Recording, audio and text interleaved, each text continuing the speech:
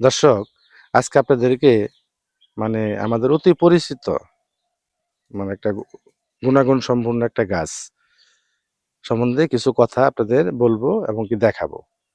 তো দেখুন, এটা আমাদের গ্রামের ভাষায় সাধারণত গাডে কচু বলে, কারণ এটা পুরা গাছ আপনার ভর্তি কাটা থাকে। তো এটার আবার আদিবাসী সম্প্রদায়ের তারা কাট্টস হিসেবে চেনে। তো এটা আসলে বিভিন্ন ধরনের নাম আছে। তো এটা আবার আসামের যে লোকজন আছে, তো তারা এটাকে চ্যাংমরা শাক হিসেবে চেনে। তো এটা আসলে অনেক গুণাগুণ, এটা ঔষধি গুণাগুণ অনেক। তো আপনাদের একটু দেখাই আমি। এটা আসলে সাধারণত আমাদের দেশের যে আশেপাশে জলাশয়, ঝোড়ঝাপ, নদীর আশেপাশে স্যাঁতসেঁতে জায়গার ভিতরেই বেশি হয়। তো এই এই গাছটির সম্বন্ধে আমরা অনেকেই অনেক কিছু জানি না। আপনাদের একটু দেখানোর চেষ্টা করি, কারণ এটা অনেক ঝোড়ঝাপে হয়, প্রচুর কাটা গাছে।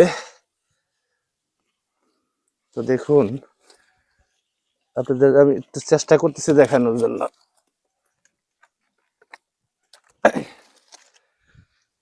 এই যে দেখুন, এটা মূলত যেটা কচি, যেটা বয়স কম, এটা খুবই সুন্দর। এটা কাটাও হাতে লাগে না, এটা খেতে খুব সুস্বাদু।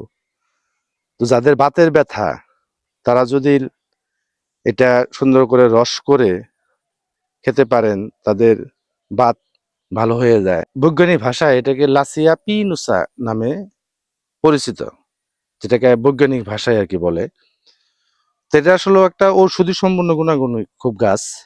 তো এটার যাদের বাতের ব্যথা, তারা এই শিকড় অথবা রাইজোম, কচি পাতা, এগুলা ভালোভাবে খেলে পরে তাহলে তার শরীরের বাতের ব্যথা চলে যায়। তো এটা খুব ঔষধি কার্যকরী একটা গাছ। এটা ঐতিহ্যগত ভাবেই এটাই ব্যবহার হয়ে আসতেছে। তো এটা সাধারণত হজম শক্তির জন্য অনেক ভালো।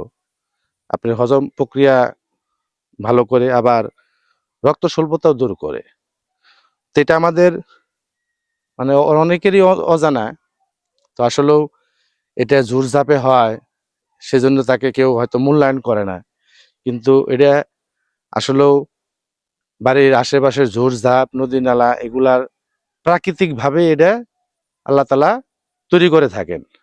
এটাকে কেউ আলাদা করে যত্ন নিতে হয় না। দেখুন, এখানে প্রচুর আছে। এই যে আছে, এখানে আছে, এই যে এখানেও একটা রয়েছে। তো আমার কাছে খুবই ভালো লাগতেছে, আমি এখান থেকে কিছু সংগ্রহ করে নিয়ে যাব খাওয়ার জন্য। তো সেজন্য আর কি আমি এগুলো উঠাইতেছি। তো এটার করলে আরেকটা গুণাগুণ আছে, সেটা হলো আপনার আমাশয়ের জন্য এটা খুব কার্যকারী। কারণ এটার ভিতরে ডায়েটেরিয়া ফাইবার রয়েছে, যা পেটের জন্য অনেক উপকারী, ডায়রিয়া নিরাময় করে। তো এটা আসলে খুবই গুরুত্বপূর্ণ একটা পুষ্টিকর একটি গাছ। দেখুন, এখানে প্রচুর আছে, অনেক। আমার কাছে খুবই সুন্দর লাগতেছে, আমি অনেকদিন পর এসে সেই গাছটা পাইলাম। তো এটা আসলে আদিবাসীরা খুব পছন্দ করে, বিশেষ করে মানে আসামের যে লোকজন, তারাও এটা প্রচুর পরিমাণে খায়। তো আমি কিছু তুলে নিচ্ছি। এখানে দেখুন, আপনাদের কাছে আশা করি যে ভালো লাগবে, কারণ এই শাকগুলা খুবই উপকারী মানব দেহের জন্য। দেখুন, আল্লাহ তাআলা আমাদের জন্য প্রকৃতিতে কত সুন্দর করে খাবারের জন্য জিনিস তৈরি করেছেন, আসলে ভাবতেও অবাক লাগে। আসলে আল্লাহ তাআলা শুকরিয়া আদায় করে আমরা শেষ করতে পারবো না, কারণ তার কোনো সৃষ্টিকে কারো শক্তি নাই আসলে অবহেলা করার মতো। এটা কারো কোনো যত্ন নিতে হয় না, কারো বীজ রোপণ করতে হয় না। এটা প্রাকৃতিক ভাবেই আল্লাহ তাআলা তৈরি করে। তো আশা করি আপনাদের ভিডিওটা ভালো লাগবে, অবশ্যই ভিডিওটা দেখবেন। ধন্যবাদ আপনাদের সবাইকে।